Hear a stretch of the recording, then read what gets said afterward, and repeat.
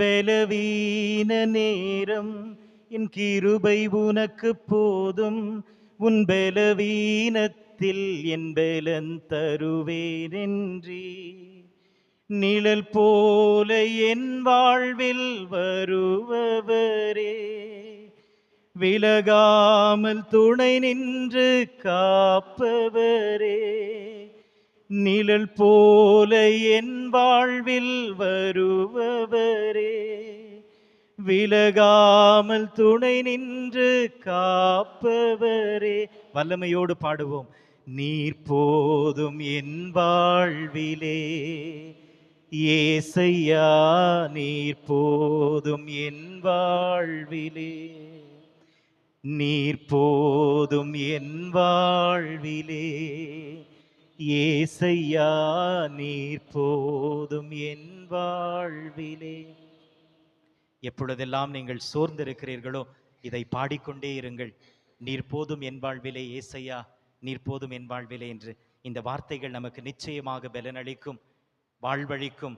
ஆண்டவர் அனைத்தையும் மாற்றி எழுதுவார் என்ற விசுவாசத்தோடு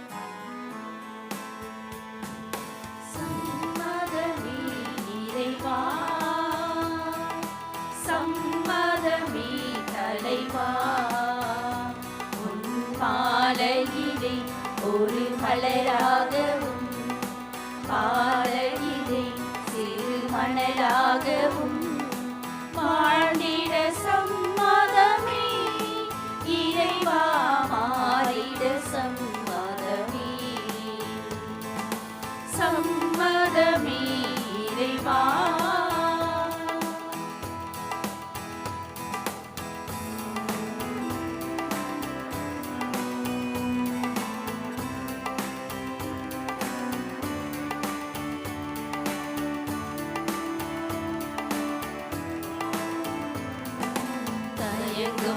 மனதுடைய நான் உனக்காகவே உன் பணிக்காகவே வாழ்ந்திட வரம் தருவார். தயங்கும் மனதுடைய நான் உனக்காகவே உன் பணிக்காகவே வாழ்ந்திட வரம் தருவார். கருவாக கண்மணியாய் என்னை வளர்த்து, கருவாக என்னை படைத்து, உய கண்மணியாய் என்னை வளர்த்து, கரமதிலே உருப்பதித்து, கருத்துடனே என்னை காக்கின்றார். சம்மதமே இறைவா, சம்மதமே தலைவா. மாலனிலே ஒரு மலராகவும் பாலனிலே சிறு மணலாகவும் வாழ்ந்திட சம்மதமே இறைவா.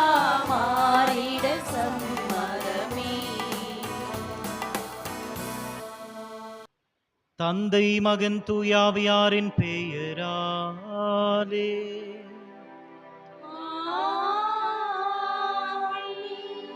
நம் ஆண்டவராகிய இயேசு கிறிஸ்துவின் அருளும் கடவுளின் அன்பும் தூயாவியாருடைய நட்புறவும் உங்கள் அனைவரோடும் இருப்பதாக.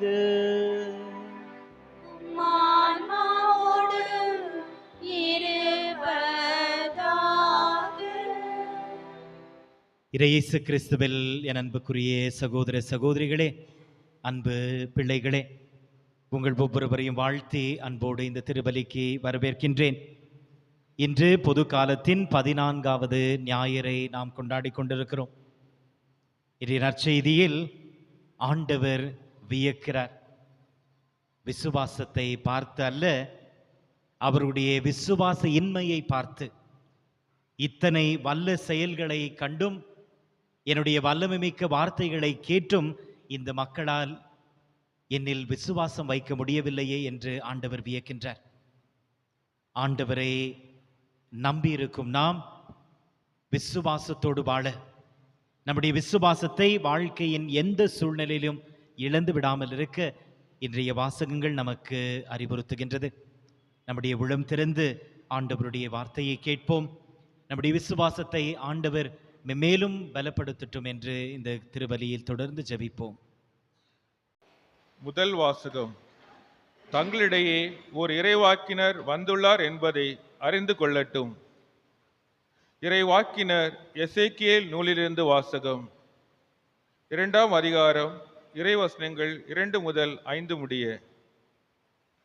அந்நாட்களில் ஆண்டவர் என்னோடு பேசுகையில் ஆவி என்னுள் புகுந்து என்னை எழுந்து நிற்க செய்தது. அப்போது அவர் என்னோடு பேசியவற்றை கேட்டேன். அவர் என்னிடம், மானிடா, எனக்கு எதிராக கிளர்ச்சி செய்யும் இனத்தார் ஆகிய இஸ்ராயல் மக்களிடம் நான் உன்னை அனுப்புகிறேன். இன்று வரை அவர்களும் அவர்களுடைய மூதாதையரும் எனக்கு எதிராக கிளர்ந்தெழுந்து கலகம் செய்துள்ளனர் என்றார். வன்கண்ணும் கடின இதயம் கொண்ட அம்மக்களிடம் நான் உன்னை அனுப்புகிறேன். நீ அவர்களிடம் போய், தலைவராகிய ஆண்டவர் கூறுவது இதுவே என்று சொல். கலக வீட்டாராகிய அவர்கள் செவி சாய்த்தாலும் சாய்க்காவிட்டாலும் தங்களிடையே ஓர் இறைவாக்கினர் வந்துள்ளார் என்பதை அறிந்து கொள்ளட்டும்.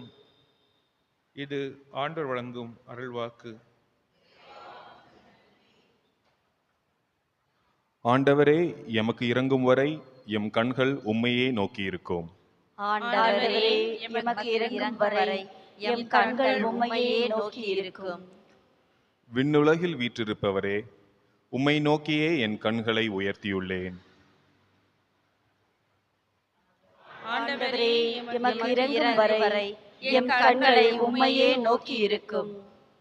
பணியாளனின் கண்கள் தன் தலைவனின் கைதனை நோக்கியிருப்பது போல, பணிப்பெண்ணின் கண்கள் தன் தலைவியின் கைதனை நோக்கியிருப்பது போல, எம் கடவுளாகிய ஆண்டவரே, நீர் எமக்கு இரங்கும் வரை எம் கண்கள் உம்மையே நோக்கியிருக்கும். ஆண்டவரே, எமக்கு இரங்கும் வரை எம் கண்கள் உம்மையே நோக்கியிருக்கும். எங்களுக்கு இரங்கும் ஆண்டவரே, எங்களுக்கு இரங்கும். அளவுக்கு மேலேயே நாங்கள் இகழ்ச்சி அடைந்து விட்டோம். இன்பத்தில் திளைப்போரின் வசைமொழி போதும், இருமாந்த மனிதரின் பழிச்சொல்லும் போதும். ஆண்டவரே, எமக்கு இரங்கும் வரை எம் கண்கள் உம்மையே நோக்கியிருக்கும். திருத்தூதர் பவுல் கொரிந்தியருக்கு எழுதிய 2ஆம் திருமுகத்திலிருந்து வாசகம். சகோதர சகோதரிகளே, எனக்கு அருளப்பட்ட ஒப்புயர்வற்ற வெளிப்பாடுகளால் நான் இருமாப்பு அடைவதாவது, பெருங்குறை ஒன்று என் உடலில் தைத்து முள் போல் என்னை வருத்தி கொண்டே இருக்கிறது. அது என்னை குத்தி கொடுமைப்படுத்த சாத்தான் அனுப்பிய தூதனை போல் இருக்கிறது. நான் இருமாப்பு அடையாதிருக்கவே இவ்வாறு நடக்கிறது. அதை என்னிடமிருந்து நீக்கிவிடுமாறு 3 முறை ஆண்டவரிடம் வருந்தி வேண்டினேன். ஆனால் அவர் என்னிடம், என் அருள் உனக்கு போதும், வலுவின்மை இல்லாதவன் வல்லமை நிறைவாய் வெளிப்பாடும் என்றார். ஆதலால் நான் என் வலுவின்மையை பற்றிதான் மனம் வந்து பெருமை பாராட்டுவேன். அப்போது கிறிஸ்துவின் வல்லமை என்னுள் தங்கும்.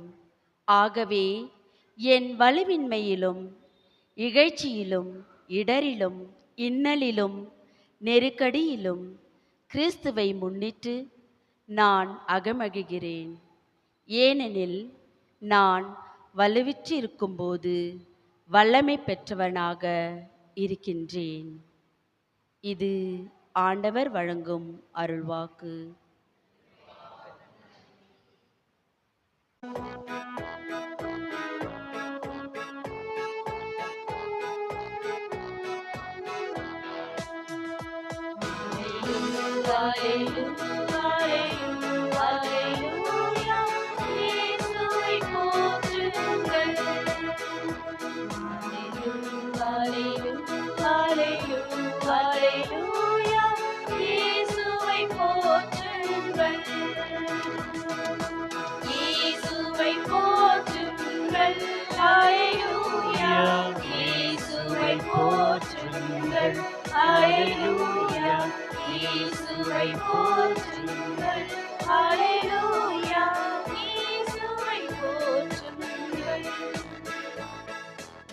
ஆண்டவருடைய ஆவி என் மேல் உள்ளது. ஏழைகளுக்கு நற்செய்தி அறிவிக்க என்னை அனுப்பியுள்ளார்.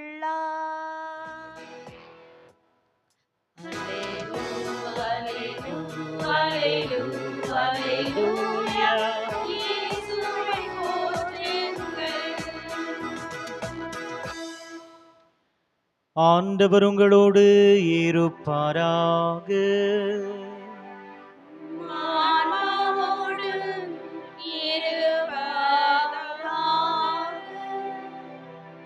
தூய மார்க்கு எழுதிய பரிசுத்த நற்செய்தியிலிருந்து வாசகம்.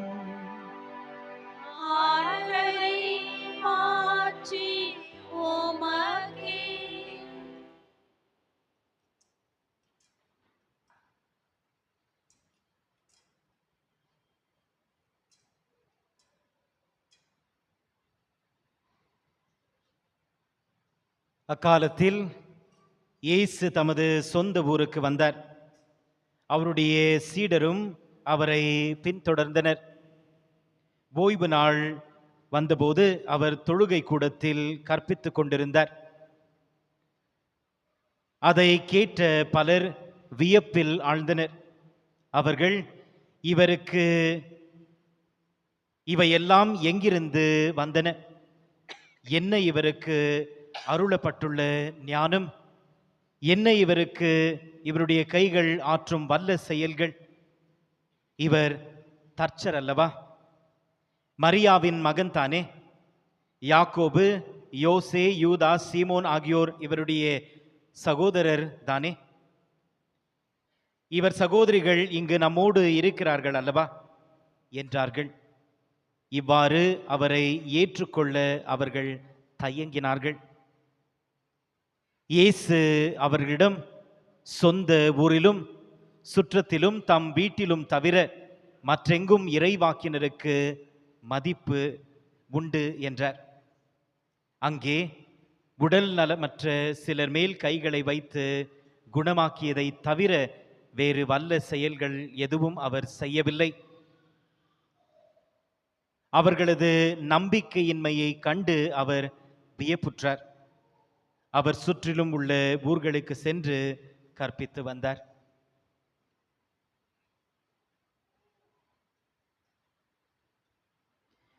இது கிறிஸ்துவின் நற்செய்தி.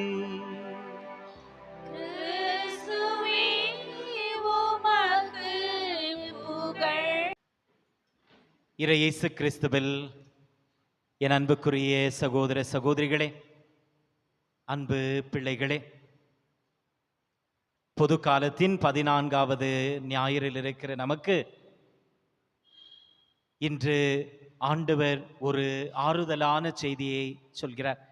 விசேஷமாக இன்றைய 2ஆம் வாசகத்தின் வழியாக, என் அருள் உனக்கு போதும், என் கிருபை உனக்கு போதும்.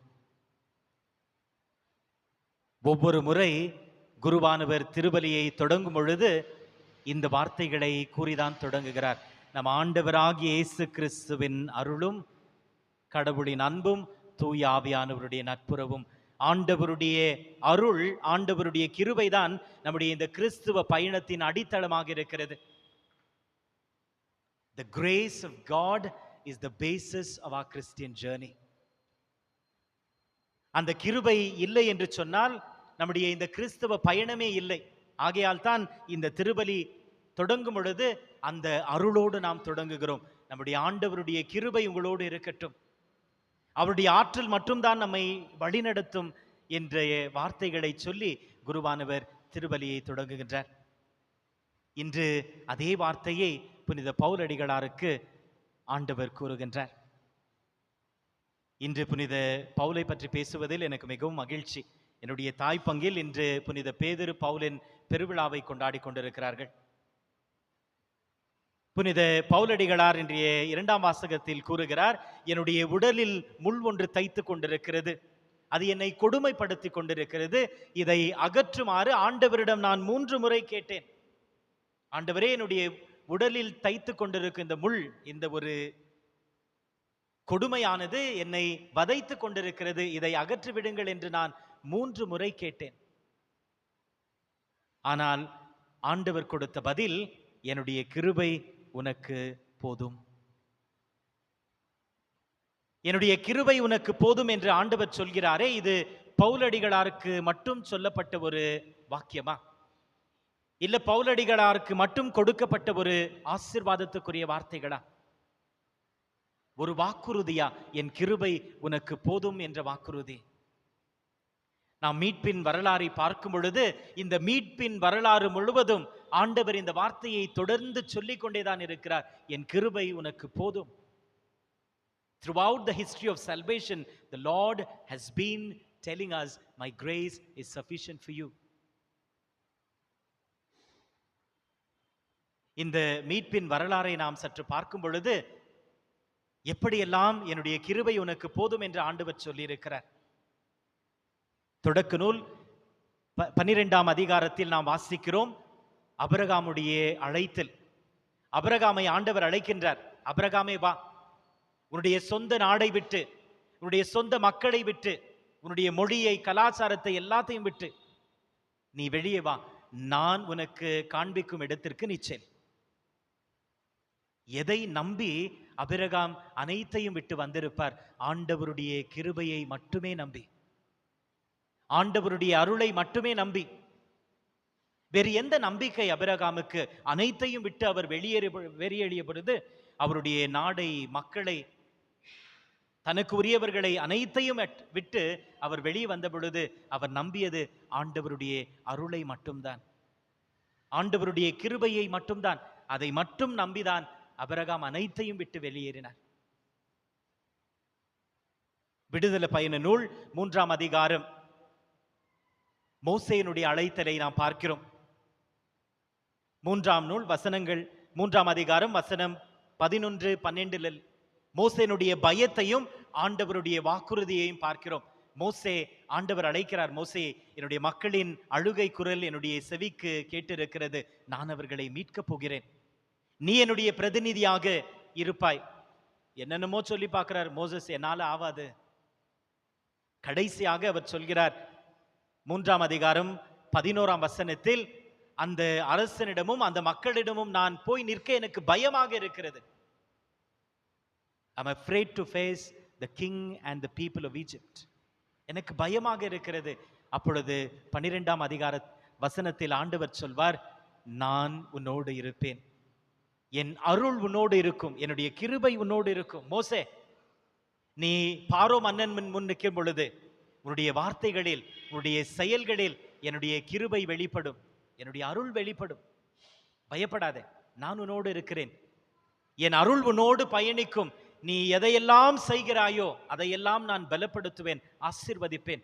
நீ எதையெல்லாம் பேசுகிறாயோ உன் வார்த்தைகளை எல்லாம் நான் பலப்படுத்துவேன். நீ என்ன சொல்றியோ அது நடக்கும். ஈஜிப்டில் நீ அவர்களை சபிப்பாயா, அந்த சாபம் அவர்களை தாங்கும். நீ அவர்களை ஆசீர்வதிப்பாயா, உன்னுடைய ஆசீர்வாதம் தாங்கும். உன்னுடைய வார்த்தைகளை நான் பலப்படுத்துவேன், உன்னுடைய செயல்களை நான் பலப்படுத்துவேன் என்று சொல்லி, நான் உன்னோடு இருக்கிறேன் என்று சொல்லி மோசேக்கு அனுப்புகிறார். எதை நம்பி மோசே ஈஜிப்டுக்கு மீண்டுமாக, எகிப்துக்கு மீண்டுமாக சென்றார்? ஆண்டவருடைய அருளை நம்பி, வேறு எதையும் அல்ல. பயம் மோசேக்கு வேண்டாம் என்று எப்படியெல்லாம் சொல்லி பார்த்தார் இறைவனிடம். அவர் கேட்கிற மாதிரி இல்லை. நீ போ, என்னுடைய கிருபை உன்னோடு இருக்கும். அவர் மீண்டும் திரும்பி வரும் பொழுது ஒரு பெரிய மாவீரராக, வெற்றியின் மன்னராக அந்த மக்களை மீட்டெடுத்து வந்தார். ஆண்டவருடைய அருள் அதை சாதித்தது. ஆண்டவருடைய அருள் சாதித்தது. நாம் தாவீதை பார்க்கிறோம், சிறியவர்.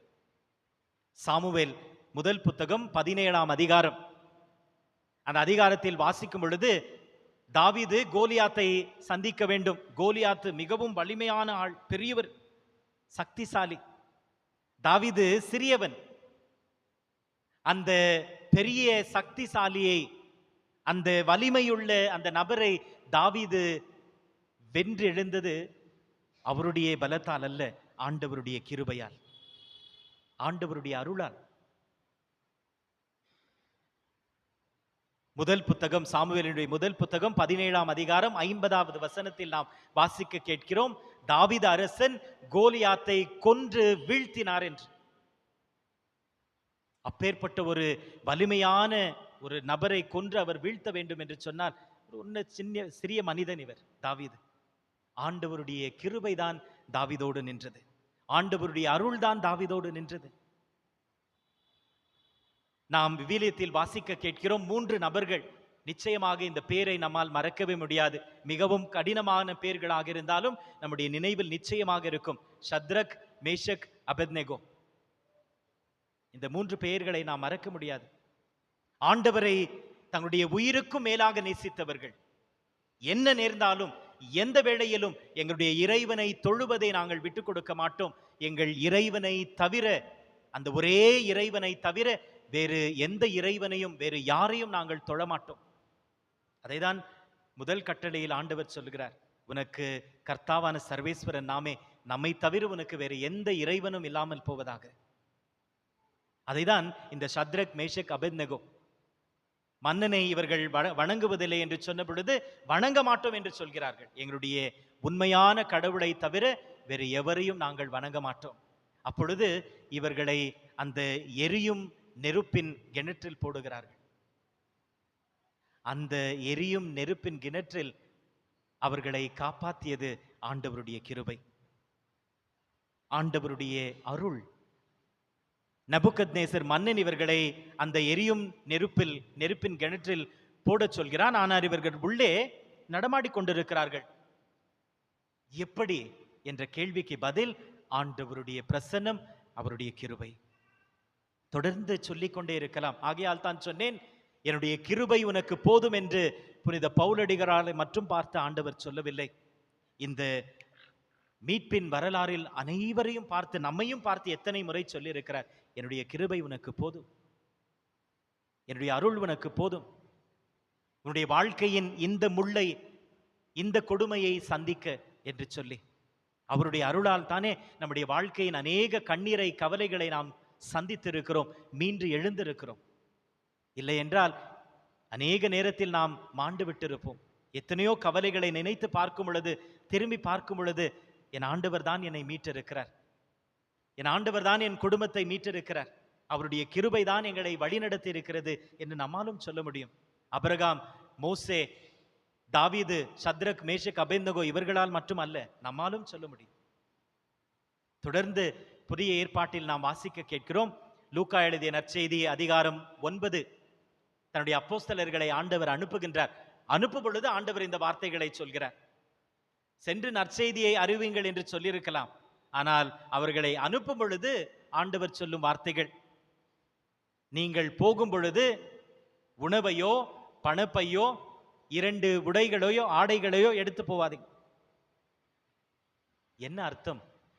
என்னுடைய கிருபை உங்களுக்கு தேவையானதெல்லாம் கொடுக்கும்.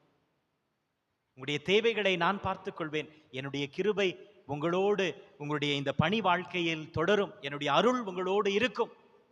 என்னுடைய அருள் உங்களோடு இருக்கும் பொழுது உங்களுக்கு தேவையானதை நான் பார்த்துக் கொள்வேன். அது உங்களுடைய உணவாக இருக்கலாம், உங்களுடைய பண தேவையாக இருக்கலாம், உங்களுடைய ஆடையாக இருக்கலாம். ஆண்டவர் சொல்கிறார், எடுத்து போவாதீர்கள், நான் பார்த்துக் கொள்கிறேன். லூக்கா எழுதிய நற்செய்தி அதிகாரம் 9 3ஆம் வசனத்தில் நான் வாசிக்கும் பொழுது, ஆண்டவர் என்னுடைய கிருபை உனக்கு போதும் என்று சொல்லும் பொழுது 3 விஷயங்களை அங்கு அவர் குறிப்பிடுகின்றார். When God says, my grace is sufficient for you, there are 3 things that are implied. 3 விஷயங்கள்.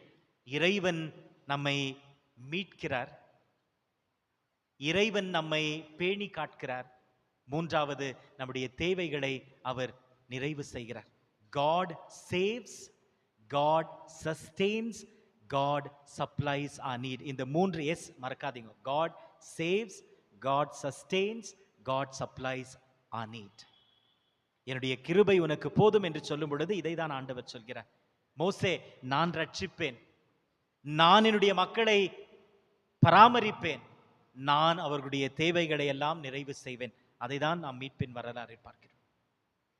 இன்று புனித பவுலடிகளார் இந்த ஜெபத்தை ஆண்டவர் முன் வைக்கும் பொழுது நமக்கு அங்கு 2 வழிகள் தான் தெரிகிறது. ஒரு வழி, அந்த முள்ளை ஆண்டவர் எடுத்து புனித பவுலடிகளாருக்கு சுகத்தை கொடுக்க வேண்டும், அவருடைய பணி வாழ்க்கை அவர் நன்றாக செய்ய, அல்லது அந்த முள்ளை எடுக்காமல் விட்டுவிட வேண்டும். 2 வழிதான் நமக்கு தெரிகிறது. ஆனால் ஆண்டவர் 3வதாக ஒரு வழியை சொல்கிறார். நான் முள்ளை எடுக்க மாட்டேன், ஆனால் என்னுடைய கிருபையை உனக்கு கொடுப்பேன். உன்னுடைய முள்ளே என்னுடைய கிருபையை பறைசாற்றும் ஒரு சாதனமாக மாறும். Your weakness will become my strength. அதைதான் புனித பவுலடிகளார் சொல்கிறார். என்னுடைய வலுவின்மையில் ஆண்டவருடைய பலனை நான் உணர்கிறேன். என்னுடைய வலுவின்மையில், என்னுடைய வலுவற்ற நிலையில் ஆண்டவருடைய பலனை நான் உணர்கிறேன். ஆகையால் என்னுடைய வலுவற்ற நிலையில் நான் பெருமை கொள்கிறேன் என்று சொல்கிறார். ஏன்? ஆண்டவருடைய பலன் அங்கு வெளிப்படுகிறது, ஆண்டவருடைய சக்தி அங்கு வெளிப்படுகிறது. ஆகையால் என்னுடைய முள்ளை பார்த்து, என்னுடைய கவலைகளை பார்த்து நான் அஞ்ச மாட்டேன். பவுலடிகளாருக்கு சொன்னது, முள்ளை நான் எடுக்க மாட்டேன், ஆனால் கிருபையை கொடுக்கிறேன், என்னுடைய அருளை கொடுக்கிறேன். My grace is sufficient for you. என்னுடைய அருள் இந்த இயலாமையே உலகத்திற்கு என்னுடைய வல்லமையை காட்டும் ஒரு சாதனமாக மாறும். எதை நீ முள் என்று நினைக்கிறாயோ, எது என்னை துன்புறுத்தி கொண்டிருக்கிறது, கொடுமைப்படுத்தி கொண்டிருக்கிறது என்று சொல்கிறாயோ, அதே எனக்கு சாட்சியாக மாறும். இவர் வல்லமை மிக்க தேவன் என்று சொல்வதற்கு என்று புனித பவுலடிகளாருக்கு சொல்கிறார். இப்பொழுது ஒரு சிறிய கேள்வி. ஆண்டவர் நம்முடைய வாழ்க்கையில் நிச்சயமாக இங்கு யாரால் சொல்ல முடியும், என்னுடைய வாழ்க்கையில் எந்த முற்களும் இல்லை, ரொம்ப நல்லா இருக்குது ஃபாதர், லைஃப் கம்ஃபர்டபுளா இருக்குது, சந்தோஷம் தவிர வேற எதுவும் கிடையாது எங்களுக்கு, யாரால சொல்ல முடியும்? நம்முடைய வாழ்க்கையில் முற்கள் நிச்சயமாக இருக்கிறது. சில நேரத்தில் சில பேர் சொல்லலாம், பவுலடிகாருடைய ஜாஸ்திக்குது ஃபாதர். என்னுடைய வாழ்க்கையில் நம்முடைய ஆலயத்தில் பாடுகிறோம் அல்லவா, ஓயாத துன்பம் தீராத சோகம் நான் போகும் பாதையை தொடர்கின்றது, சந்திக்கும் தடைகள் என் வாழ்வையே நிலை மாற்றி அமைக்கின்றது. இங்க முடிஞ்சில்ல, உன் உயிர் தந்து காத்திடுவா, உன் அருள் வாழ்வை வழங்கிடுவாய். அதுதான் ஓயாத துன்பம் தீராத சோகம் என்னுடைய பாதையெல்லாம் என்னோடு வந்தாலும் ஆண்டவரே உன்னுடைய உயிர் தந்து என்னை காத்திடுவாய், உன்னுடைய அருள் என்னை தொடரட்டும். அதுதான் வெல்லும். ஆண்டவருடைய அருள் மட்டுமே வெல்லும். அவருடைய உயிர் மட்டுமே நம்முடைய உயிரை பலப்படுத்தும். ஆகையால் தான் இதோ என் உடல், இதோ என் ரத்தம் என்று சொல்லி அவருடைய உயிரே நமக்கு கொடுக்கிறார். இப்படி நம்முடைய எல்லோருடைய வாழ்க்கையில் நிச்சயமாக முற்கள் உண்டு, துன்பங்கள் உண்டு. நாமும் ஜெபிக்கிறோம் ஜெபிக்கிறோம் ஜெபிக்கிறோம். சில நேரத்தில் நம்முடைய அனைத்து ஜெபத்தையும் ஆண்டவர் கேட்டு முற்களை எடுத்து விடுகிறாரா என்று கேள்வியை எழுப்பினால் சில நேரத்தில் இல்லை. புனித பவுலடிகளார் என்று வேண்டுகிறார், இது என்னை துன்புறுத்தி கொண்டிருக்கிறது, என்னை வருத்தி கொண்டிருக்கிறது, இதை ஆண்டவரே எடுத்து விடும் என்று 3 முறை நான் கேட்டேன். ஆண்டவருடைய பதில், என்னுடைய கிருபை உனக்கு போதும். இப்படி நாம் விவிலியத்தை வாசிக்கும் பொழுது வேறு எங்காவது நாம் பார்க்கிறோமா இப்பேற்பட்ட ஒரு இது? இந்த முள்ளை நான் எடுக்க மாட்டேன், உன்னுடைய முள்ளே எனக்கு சாட்சியாக என்னுடைய மகிமையாக மாறும். மத்தேயு எழுதிய நற்செய்தி 26ஆம் அதிகாரம். ஆண்டவர் கெத்செமனி தோட்டத்தில் இருக்கிறார். தன்னுடைய தந்தையோடு அவர் சொல்லும் வார்த்தைகள், ஆண்டவரே, தந்தையே, உம்முடைய சித்தமானால் இந்த துன்பக்களம் என்னை விட்டு நீங்கட்டும். வேறு வார்த்தைகளில் நாம் சொல்ல வேண்டும் என்றால், உம்முடைய சித்தமானால் இந்த முள் என்னை விட்டு நீங்கட்டும். 26ஆம் அதிகாரம் 39வது வசனத்தில் முதல் முறை சொல்கிறார். 26ஆம் அதிகாரம் 42வது வசனத்தில் 2ஆம் முறை சொல்கிறார், ஆண்டவரே, தந்தையே, உம்முடைய சித்தமானால் இந்த துன்பக்களம் என்னை விட்டு நீங்கட்டும். தந்தை பேசுவதே இல்லை. 44ஆம் அதிகாரத்தில் மீண்டுமாக 3ஆம் முறை, தந்தையே, உம்முடைய சித்தமானால் இந்த துன்பக்களம் என்னை விட்டு நீங்கட்டும். நீங்குவதே இல்லை. அந்த துன்பக்களத்தின் வழியாகத்தான் நமக்கு மீட்பு, அதன் வழியாகத்தான் ஆண்டவருடைய மாட்சிய உலகத்திற்கு வெளிப்படும். நமக்கு காண்பிக்கத்தான் ஆண்டவர் அந்த ஜெபத்தை தந்தையை நோக்கி எழுப்பினார். சில நேரத்தில் உங்களுடைய துன்பக்களம் தான் உங்களுடைய மாட்சிக்கு வழிவகுக்கும்.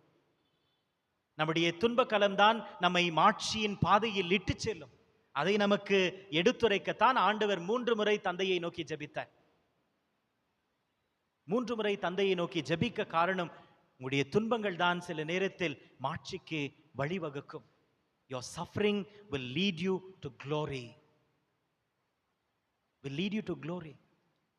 அநேக நேரத்தில் நம்முடைய வாழ்க்கையில் நம்முடைய உடலில் இருக்கும் முட்கள் நம்முடைய குடும்ப பிரச்சனைகளாக இருக்கலாம், நம்முடைய தோல்விகளாக இருக்கலாம், நம்முடைய இழப்புகளாக இருக்கலாம், உறவுகளில் விரிசல்களாக இருக்கலாம், உடல் நிலையில் நோய்களாக இருக்கலாம். முற்கள் நிச்சயமாக இருக்கிறது. நாமும் ஜெபிக்கிறோம். சில நேரத்தில் ஆண்டவர் நம்மை பார்த்து, மிகவும் ஆழமாக நம்மை பார்த்து சொல்வது, என்னுடைய கிருபை உனக்கு போதும். நம்ப நான் தயாராக இருக்கிறேனா என்ற கேள்வியையும் ஆண்டவர் எழுப்புகின்றார். அபிரகாமை பார்த்து சொன்னார், மோசேயை பார்த்து சொன்னார், தாவீது நம்பினார், ஷத்ரக், மேஷக், அபேத்நேகோ நம்பினார்கள், அப்போஸ்தலர்கள் நம்பினார்கள். நம்மிலும் அநேகர் அதன் மேல் தான் நம்முடைய வாழ்க்கையே நடந்து கொண்டிருக்கிறது. அந்த அருள் மேல், அந்த கிருபை மேல் தான் நம்முடைய வாழ்க்கை நடந்து கொண்டிருக்கிறது. இன்று நம்முடைய முற்களை பார்த்து, நம்முடைய துன்பங்களை பார்த்து ஆண்டவர் சொல்வது, என்னுடைய கிருபை உனக்கு போதும். நிச்சயமாக அவர் கிருபை இருந்தால், எதை நாம் இன்று தோல்வியாக நினைக்கிறோமோ, எதை நாம் இன்று முற்களாக நினைக்கிறோமோ, அதே ஆண்டவருடைய அருளை, மாட்சியை பறைசாற்றும் ஒரு கருவியாக மாறும். நிச்சயமாக ஆண்டவர் மாற்றுவார். அவருடைய கிருபை நிச்சயமாக மாற்ற முடியும் என்ற விசுவாசத்தோடு தொடர்ந்து இந்த திருபலியை ஒப்புக் கொடுப்போம். ஆண்டவருடைய கிருபை நம் ஒவ்வொருவரையும் தொடர்ந்து ஆட்கொண்டு வழி நடத்துவதாக. அந்த கிருபை நம் ஒவ்வொருவருக்கும் போதும் என்ற விசுவாசத்தை ஆண்டவரே நமக்கு கொடுப்பாராக. அனைவரும் நம்முடைய கண்களை மூடுவோம். நம்முடைய முற்களை எல்லாம் நினைத்து பார்ப்போம்.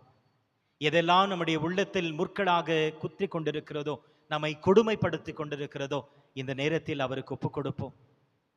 பவுலடிகளார் சொன்னது போல, ஆண்டவரே, இது என்னை துன்புறுத்தி கொண்டிருக்கிறது. ஆண்டவரை பார்த்து ஏறெடுப்போம். இப்பொழுது நம்முடைய உள்ளத்தின் ஆழத்தில் ஆண்டவர் சொல்வதை கேட்போம், என் கிருபை உனக்கு போதும், இவை அனைத்தையும் நான் மாற்றி அமைப்பேன் என்று. நம்முடைய கரங்களை உயர்த்தி இந்த பாடலை பாடுவோம். பலவீன நேரம் என் கிருபை உனக்கு போதும், உன் பலவீனத்தில் என் பலன் தருவேனென்றி. பலவீன நேரம் என் கிருபை உனக்கு போதும்.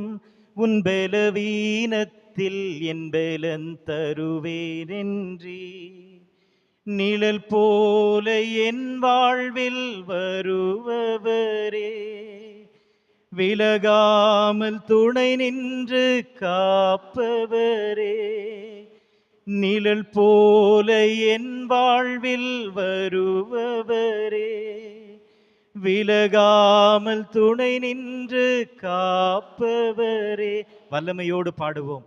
நீர் போதும் என் வாழ்விலே, ஏசையா நீர் போதும் என் வாழ்விலே. நீர் போதும் என் வாழ்விலே, ஏசையா நீர் போதும் என் வாழ்விலே. எப்பொழுதெல்லாம் நீங்கள் சோர்ந்திருக்கிறீர்களோ இதை பாடிக்கொண்டே இருங்கள். நீர் போதும் என் வாழ்விலே ஏசையா, நீர் போதும் என் வாழ்விலே என்று இந்த வார்த்தைகள் நமக்கு நிச்சயமாக பலனளிக்கும், வாழ்வழிக்கும். ஆண்டவர் அனைத்தையும் மாற்றி எழுதுவார் என்ற விசுவாசத்தோடு இந்த திருபலியை ஒப்புக் கொடுப்போம்.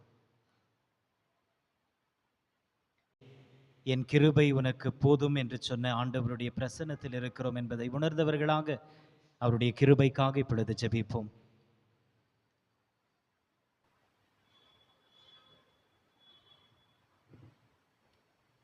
எங்கள் திருத்தந்தை பிரான்சிஸ், எமது பேராயர், அனைத்து ஆயர்கள், குருக்கள், கன்னியர், துறவியர் அனைவரும் தங்கள் அர்ப்பண வாழ்வின் வழியாக ஜெபத்தில் இயேசுவோடு ஒன்றித்து மக்கள் அனைவரும் மனமாற்றம் பெற்று வாழும்படி முன்மாதிரியான வாழ்வு வாழ வர வேண்டும் என்று இறைவா உம்மை மன்றாடுகிறோம். நமது இல்லங்களுக்கு விருந்தினராக வருபவர்களை வெறும் வார்த்தை அளவில் உபசரிக்காமல் அவர்களின் உள்ள தேவைகளை அறிந்து அவர்களின் இன்ப துன்பங்களில் பகிர்ந்து கொள்ள நல்ல இதயம் வேண்டும் என்று இறைவா உம்மை மன்றாடுகிறோம். உணவு விடுதிகள், தங்கும் விடுதிகள், பேருந்துகள், விமானங்கள் மற்றும் பல்வேறு இடங்களில் உபசரிப்பை பணியாக ஏற்று செய்பவர்களை மதிப்புடனும் மரியாதையுடனும் நடத்தி அவர்களுக்கு நேர்மையான ஊதியம் வழங்கி அவர்களின் அனைத்து தேவைகளையும் நிறைவேற்றும் நல்ல மனதை அதிகாரிகளுக்கும் தலைவர்களுக்கும் தந்திட வேண்டும் என்று இறைவா உம்மை மன்றாடுகிறோம். கிறிஸ்துவை பின்பற்றும் நாங்கள் அனைவரும் பேரளவில் கிறிஸ்துவர்களாக இருக்காமல் எங்கள் சிந்தனையும் சொல்லும் செயலும் அவரது திருவுள்ளத்தை நிறைவேற்றும் வகையில் வாழ வரம் தர வேண்டும் என்று இறைவா உம்மை மன்றாடுகிறோம்.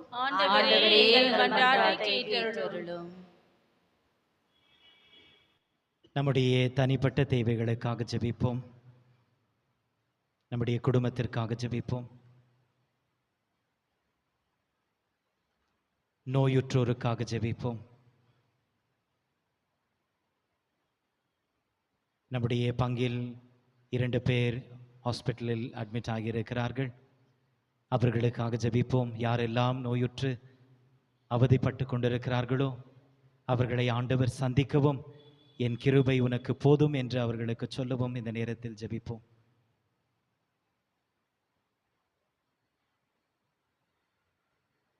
நம்முடைய வாழ்க்கையின் எல்லா துன்பங்களையும் முற்களையும் இந்த நேரத்தில் ஆண்டவரிடம் எடுத்து வைத்து, ஆண்டவரே சில நேரத்தில் மிகவும் துன்பமாக இருக்கிறது, நிச்சயமாக அந்த வார்த்தைகளை கேட்கும் இறைவன் என் கிருபை உனக்கு போதும் என்று வல்லமையோடு சொல்வார்.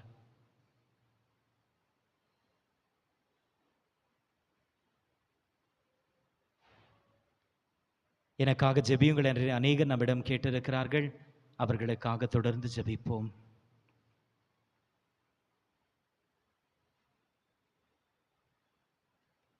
அன்பே உருவான இறைவா, என் பலவீனத்தில் உன் கிருபை எனக்கு போதும், உன் பலவீனத்தில் என் பலன் தருவேன் என்று சொன்னீரே. என்னுடைய வாழ்க்கையில் நிழலாக நீர் தொடரவும் எப்பொழுதும் என்னை பாதுகாக்கவும் உம்மை மன்றாடுகின்றோம். எங்கள் ஆண்டவராகிய கிறிஸ்து வழியாக உம்மை மன்றாடுகின்றோம்.